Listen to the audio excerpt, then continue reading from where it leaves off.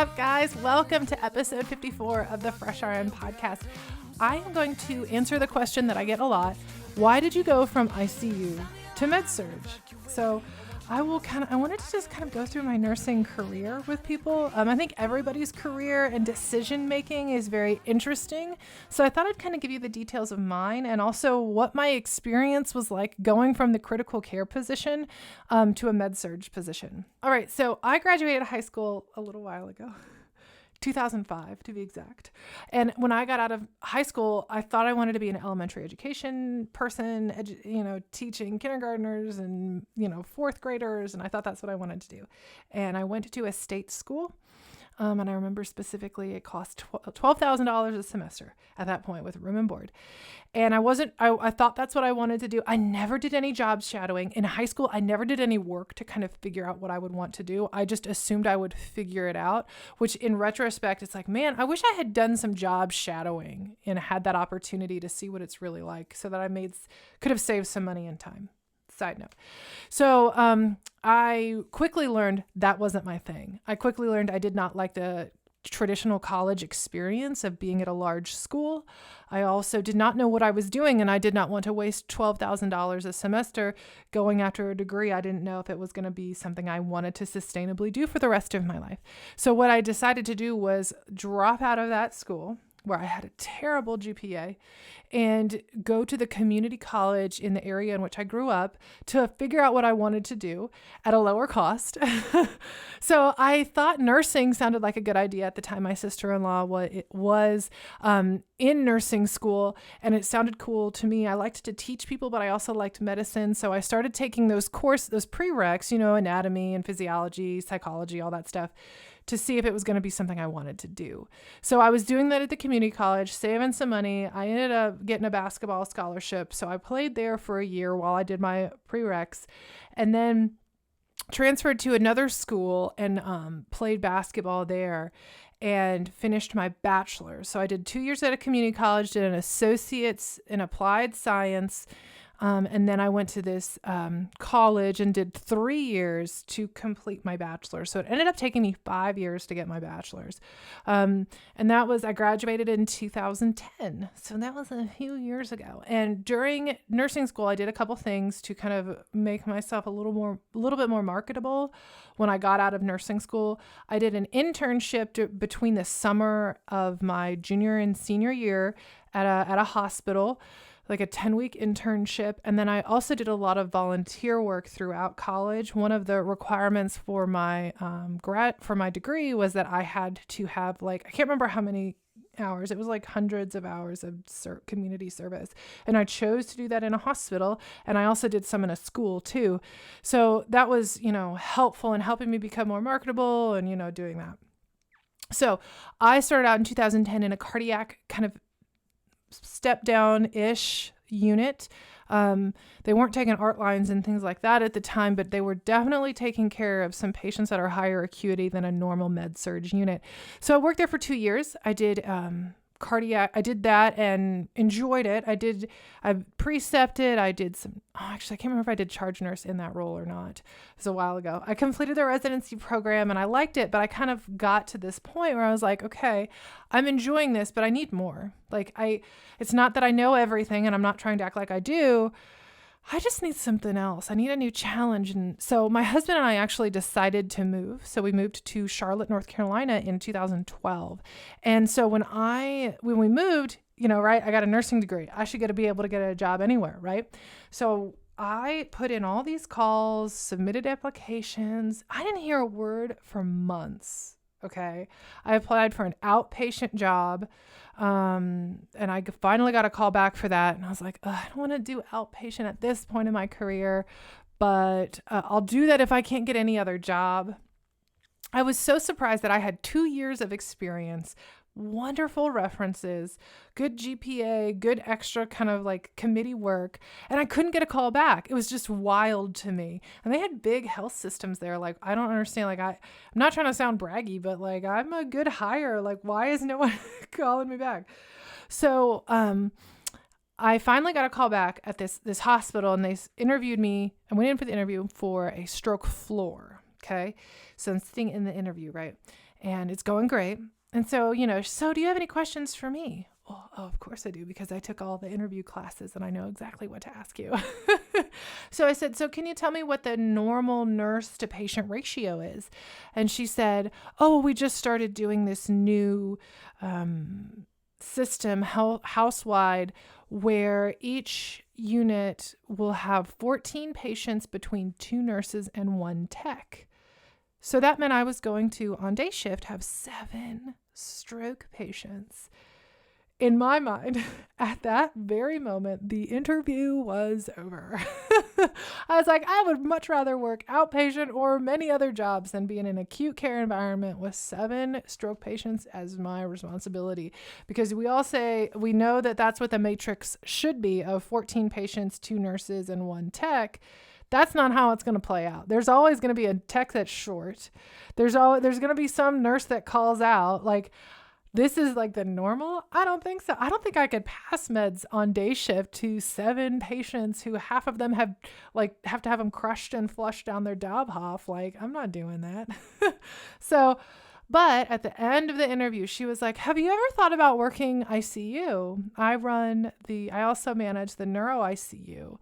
And I was like, oh, I mean, I'm very interested in critical care. I just, there wasn't a position there to apply for. And she said, I think you are ICU material. What about the ICU? And then she offered me a position in the neuro ICU, and I snatched that up. And at the beginning, they said this was a day shift position. They offered it to me. I accepted. And then I come to find out it was actually a night shift position. But somehow, for some reason, it worked out to where I could be on days. So for 4 years, I was in the neuro ICU. It was wonderful. I mean, I needed that new challenge, and my goodness, it was so much more challenging than I had ever expected it to be, but it was a very good challenge for me. So I'm very thankful for that opportunity and had a wonderful experience at that hospital. So that was 2012. So I did that. I got my critical care certification in 2015, and was kind of thinking about, do I go back to school now? What do I do? But that was also about the same time that my blog and my book were doing pretty good. And I was spending many hours a week answering emails and writing blog posts. And I was starting to make some money with it too. So it was like, okay, where do I put my effort? Because I can't do this all constantly and still have a life at home. And I had my daughter in 2016. My husband and I decided to move back to where we're from in Illinois to be closer to family with our young children. So at that time we moved back, and I'm like, okay, I would love to stay in ICU because I really enjoy it. And I also got really used to having 2 patients and the ICU level of care. You get into your own new routine, right? So I went from a large market, Charlotte, to a much smaller market in Illinois. And they have one large health system and one kind of smaller one. But the large one pretty much takes over the whole area. So it was a level 1 trauma center, about 400 beds. And they have, the way that they did their ICU care is, well, it has changed since. But at that time, children went into their ICU. So it was like a PICU, regular ICU, because the area did not justify having its own PICU. Okay, it just wasn't that big enough. So to me, it's like, okay, and they did not have a neuro ICU. All the neuro patients went to the regular ICU. So if I wanted to continue doing my neuro stuff, I was going to have to take care of kids in ICU, and I'm a new mom. No, thank you. That was the last thing I wanted to do. But I was also still fighting that, like, okay, I'm supposed to, I worked it up to critical care. I'm not allowed to go down, right? That's not what you're supposed to do. And then the other option in terms of high acuity there was going to a cardiac ICU. Now, at that same time, I also decided to go back for my Master's of Science in Nursing education. So I knew I needed to devote time for that. My husband was also in graduate school as well.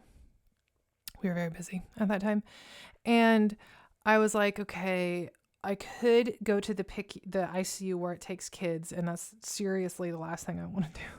Or the only other critical care option is the cardiac ICU, which I enjoy, But whenever I floated to the cardiac ICU, it's like I was never assigned those patients with Impellas and balloon pumps and things like that. So there's these serious devices that I was going to have to learn how to do. And they were going to, and I'm only working like once a week because I was working PRN at the time. So I was like, okay, I could either like do this, and I don't think I would be very good once a week with these devices, and I certainly don't want to work with children. So I made the decision to say, hey, I want to go back to that unit I started out on when I first became a nurse. And it ended up being a wonderful decision for me, especially as I was working on my Master's of Science in Nursing Education, because I really have a passion for new grads and helping them as they transition to practice. And there's a lot of new grads on that unit.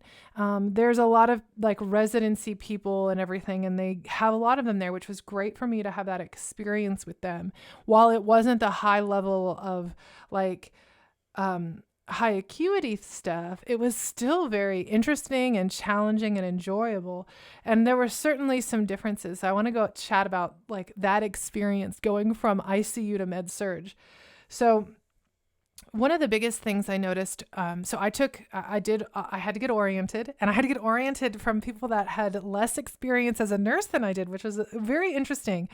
And I went from, the last time I was on that unit, I was 23, like one of the younger nurses straight out of nursing school. And now I'm coming back like years later. I think at that time I was like 30, 31. And with all these 22-year-olds, like all on Snapchat and stuff. And I'm like, I don't know how to work Snapchat. I don't want to try. But it was so interesting seeing like, oh my gosh, I'm like this senior nurse, even though I don't want to say that senior. I was not a senior nurse on that unit because I had not been there that long. But like in terms of how long I've been a nurse, I was one of the more experienced people, which was wild. It was just weird to see. But it was also interesting to see that the people who were brand new nurses were still struggling with the same things that I struggled with back then. The transition from ICU to Med-Surg was certainly tougher than I thought. And especially, I think the biggest thing was time management, because in ICU, you're so detailed with everything. And that was like the baseline level of care I got used to providing. And now you have 5 patients and it's like, gosh, I am slow. Like I spend too long in the rooms. I'm looking at things that it's like, oh, I don't need to like go into that big of detail. So that was different and interesting. And I actually asked for my orientation to be extended. So I can't remember how many weeks I had, but I was just like, I don't feel like I am where I should be to be off orientation. And they extended it for me because I needed it. And it was really helpful that they did that, learning all the processes and how to call who. And in Med-Surg, what you do all the time that you never or you rarely do in ICU is discharges. And that is all day, every day in Med-Surg units is discharges, and not just easy discharges to home, but like complicated ones to nursing facilities with different devices and, like all these like complicated scripts and things like that. And this is covered by insurance, but this isn't. And we have to figure out when they're going to get picked up. And like, it's just so many complicated things that you don't have to do in ICU. So while ICU is certainly more life and death, and Med-Surg has some of that as well, the patients are absolutely more stable, and it's just a different kind of chaos. That was very, weird to get reacclimated to that. And like the thing I had when I went back though was like, okay, I know what's a big deal and what can wait. But it was interesting working with nurses who were still like, okay, this has to get done by this time, and you have to do this and this and this, and there's all these little charting requirements, and you got to do this. And then in my mind, I'm like, okay, I know that that's what we're supposed to do, like what the rule is, but there's other things here that are more important right now. And, like those kinds of things. And I was able to have that perspective, and it was interesting working side by side with people who were still developing that. So that was definitely interesting. It was also very interesting the first time that there were codes on that unit, because I felt like, oh, I'm the person who came from ICU. I'm supposed to know what to do. But then everybody in every hospital runs these things differently, and they also have different personalities. And, this person gets mad if you step on their toes, and this person, blah, blah, blah. And so it was interesting, like observing codes for the first time. I didn't want to step on anybody's toes. I wanted to make a good impression, but I also, that was kind of weird. I also had a brand new appreciation for students. As a brand new nurse, I was super intimidated by having students because I barely knew what I was doing, barely could get through the shift. I could not explain half the rationale for half the things I was doing. I was just doing them and I was trying to get them done in time because I knew I needed to do them. I had not formulated that thinking of okay, I'm not exactly sure why they're on D5W. I don't know. I just know they are and and it's running out. I need to get a new one, right? I didn't have time to explain to or know how to explain to a nursing student why that was selected. So I was very intimidated by having students. And I remember, and now reflecting back, it's okay, I think I was probably not as kind as I could have been, but it kind of was out of self-preservation so that I could just simply get through my shift. And then this time around, I was oh, I'm so excited to have students. And I knew why I was doing things. And more importantly, I felt comfortable saying I didn't know certain things. They'd ask me questions and I felt confident like I hadn't before to say, I actually don't know. Let's find this out together. Which honestly, it took me time to settle into being okay with that. And I learned in observing myself and a couple of other experienced, more experienced nurses, the students definitely preferred to be with the more experienced nurses and they viewed them as being kinder.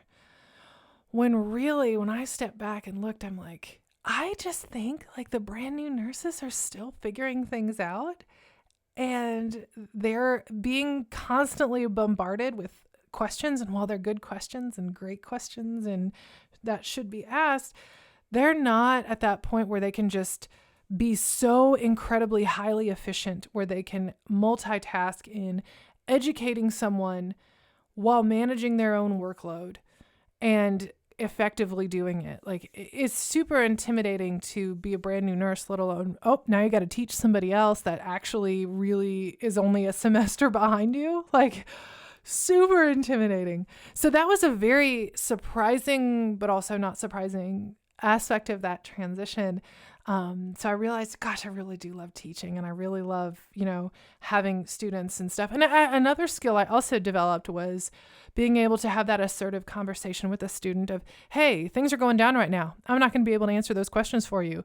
I'm going to need you to back up and sit down or go do something else while I deal with this situation. And we're going to go over it when it's done. That kind of thing. When I was a newer nurse, I did not have the confidence to navigate those conversations in a kind yet assertive way, which I've developed since. So that was super interesting. And one of the other really interesting things was, so in Med-Surg, patients go downhill and they have to go to ICU. That happens a lot. Not constantly, but you certainly will have to facilitate transferring your patient to a higher level of care, right? So one time that happened, and I was still on orientation, and I had a nurse, and she had been a nurse, maybe 2 or 3 years, and I think she was working on her NP, wonderful nurse, right? Very kind, and great at teaching and everything like that. So our patient started going downhill, and he was a complex patient, and then we did all the things, and we did them all quickly, and we were working together, and it was great, right? And he was sick, and not to sound morbid, but I love taking care of the sick ones, right? And we just, the provider decides to transfer the patient to step down. And, you should, if your patient's not doing well and has to get transferred to a higher level of care, you should go with them, right? So we went and took him to the step down unit. And when we got there, so the nurse I was giving the patient off to, was in the room and then had a bunch of students with her, right? And actually, I think there were a couple nurses there, and then they had so it was a bunch of people in there, right? And I can't tell you how that nurse spoke to me.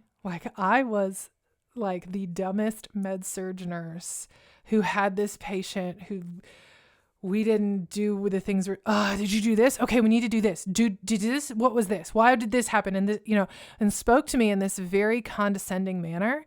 And I was able to answer all of her questions and all of we decided to this, and this is why this was not done. And I have just done this. You don't need to do that. And I was at that time, I still had my critical care certification, right? And it was like, I've been a nurse for like 10 years. Like, I have my CCRN. I've almost done my master's. Like, don't talk to me like this. Like, I don't know what I'm doing. And even if I didn't know what I'm doing, don't talk to me like this. Like, this is so rude. And there were all these students in there. It felt like a show. Like, I don't know. It felt slimy, I guess is how I wanted to say that.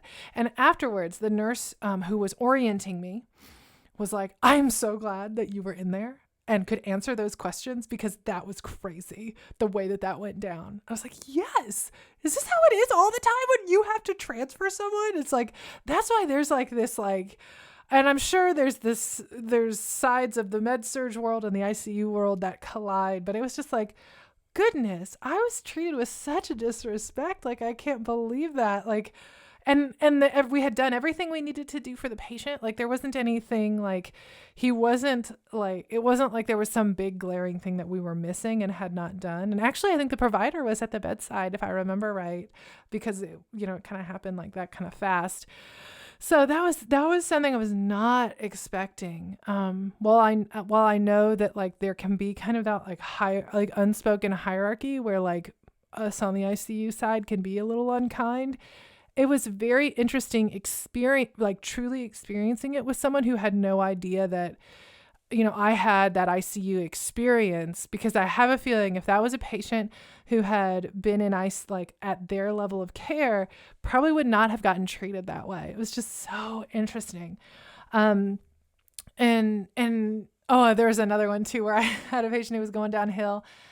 I don't remember, I was on orientation, and I remember being like, I think the patient, I think, was early sepsis, if I remember right. And we had to transfer to ICU and get some drips and like get our blood pressure up. She was hypotensive and all that, get some fluids. And I remember saying, oh, should we draw like a procalcitonin on this patient? And then the hospitalist kind of like looked at me like I was crazy. Like, no, we're not going to do that. We don't need to do, I can't remember I can't remember what she said. Like, she doesn't have an infection. We don't need to do that. I can't remember what it was. And then when we pulled the patient over to ICU, the very first thing the doctor said was, we need to get a procalcitonin on this patient. I'm like, oh, I might know what I'm talking about here, guys. Like, what do you know? I felt like, I don't know, validated that it's like, okay, I came back to this hospital that I had worked at in the past, and I've learned a few things. I'm not like that, when you're in this old environment that you came from, it can really feel like I'm still that nurse who's only been a nurse for a year or two, and I don't know a lot. You know what I mean? So it was a little validating to be like, okay, I've made some progress. I've learned some things. While my time management was not ideal, like, I finally kind of learned and grown, and, I don't know, it was really cool. And one other kind of funny thing is when I was struggling with my time management, it's like, gosh, I need to quit being so detailed, and I need to boom, boom, boom to the next room, and I need to not do this and do this. One of the nurses, I went up to the nurses station just like, I'm so annoyed with myself at how bad my time management is. And this nurse goes, Katie, there's this book that I've read that talks about time management that maybe you should read. It's called Becoming Nursing. And I was like, shut up. I know. It was just so for full circle, right? Like, just because you get your time management down does not mean that's like this permanent thing. Like, you have to get back into the swing of things. And I remember even that when I went out on maternity leave with my daughter, like when I came back, like everything was different and my time management was terrible. So anyways, and then, so that brings me I worked as PRN once a week while I did my blog and everything, and also did my master's. I did that for 2 years. And what I ended up doing was I was pregnant with my second child, and decided I went out on maternity leave, in November of 2018. And then it was like, okay, so the business for FreshRN was doing great, and I wanted to spend more time doing that. Now I've got a master's too, so I actually decided, you know what, I'm not going to go back to the bedside. I'm going to pour everything into this business and make it as great as I can for nurses, and just to like fill those voids and support people. And that's what I did as of, what would that be, November of 2018. I never came back from maternity leave. So that's kind of my nursing career journey. And it definitely looks quite different than I thought it would. And not just from the perspective of being like a nurse entrepreneur and like having a business, but also my progression at the bedside. Like I just thought, oh, you just go higher and higher level of acuities and you're never allowed to go back down. And then it's like, wait a minute, this is my life. Like, I don't have to do that just to prove something or just because that's like the standard. Like, no, like I'm going to do what makes the most sense. And also think about like, okay, I'm working on a master's. I've got young kids. Do I need to do the most challenging job at work? No, I don't. I need to have some mental energy for home. I want to get the most I can out of this education pathway, with getting my master's. But then I also like want to have mental energy for my family. So, and I needed to also not be exposed to so much trauma every day too. Because not only is being in ICU challenging from a technical standpoint, but also from like an emotional standpoint too, like seeing people dying or someone who almost died and like this miraculous recovery, like that is a lot to just emotionally witness and participate in at work every day. And when I had super young kids and I had kind of a traumatic birth with my daughter and just like processing all that was just like, wow, I need to do what's truly best for me and not just what I think I'm supposed to do. So what if someone doesn't think I'm like the most intense and best nurse if I'm not doing critical care all the time, And boy, those were great decisions because I learned so much working, even just PRN on that Med-Surg. And they actually transitioned to official step down where they started taking art lines. They started doing and I got to participate in that because they were brand new with art lines and I was very comfortable with them. So being able to help people with that was really fun and really cool. And, learning all that from the students and just kind of sitting back and observing from this totally different perspective what it's like for people transitioning into becoming a nurse and being on this unit and going through a residency program and having students. It was just incredibly rewarding. So I guess at the end of the day, I hope if you learn anything from hearing my story, it's that, it is your career and your life, and you have to do what's best, not just for you professionally, but for you and your roles outside of that as well.